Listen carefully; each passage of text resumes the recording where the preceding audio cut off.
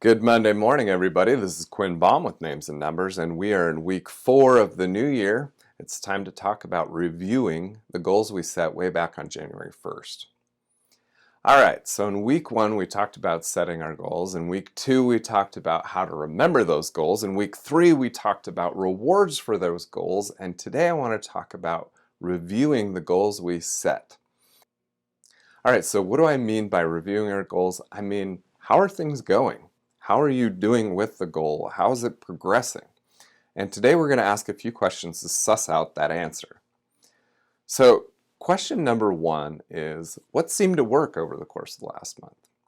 What's gone really well for you? What little trick did the job? And I'll give you a great example. A few years ago, I set a goal to get up at 6:30 every morning, and I found that if I took my alarm clock and I put it in the bathroom, I was really good at getting up at 6:30. I'd hear the alarm and I'd throw the covers off the bed and I'd have to walk through my room all the way into the bathroom, turn the lights on all the way. It was really effective at getting me out of bed at 6:30 in the morning. So what has worked for you this month? Number 2, the flip side of that coin, what has not gone well?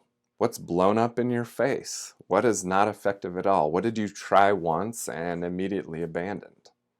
The third thing we need to ask ourselves is, was it too easy or too difficult? If you got your goal done on January 4th and it was a breeze, then maybe it was a little too easy. Maybe you need to set a more difficult goal. For a lot of us, sometimes we set goals that are way too much for us. For example, if you had set a goal to read 100 books in the month of January, that might be a little too much. So how do you figure out how to make an adjustment? Even if you did really well on that goal, even if you read 12 books in a month, you might still feel depressed that you didn't get done what you needed to. Well, this is where you can reach out to a mentor, a friend, a spouse, and get some perspective. Ask their opinion on that particular goal, how you could make it more accessible, how you can make it easier for you to actually achieve, but still a stretch. Gathering some perspective from somewhere else really can help you understand how you can adjust that goal and make it better for you. The fourth thing we need to talk about are unexpected consequences. Now, these are things that have happened because of the goal that we weren't expecting. And of course, in the case of setting my alarm clock in the bathroom and having it go off at 6:30, I was waking my wife up at 6:30 every day as well. Now, if she had set the same goal, that was no big deal, but at the moment we had little kids, and she was really just trying to get as much sleep as she could before the kids got up, and she had to deal with them all day long.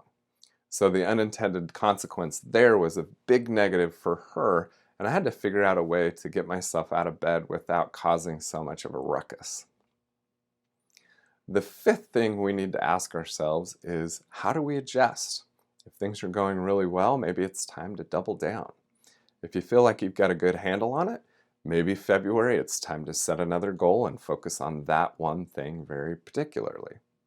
Whatever it is, we need to take a look at our goals, see how it's affecting us, see how successful we've been with it, and make adjustments.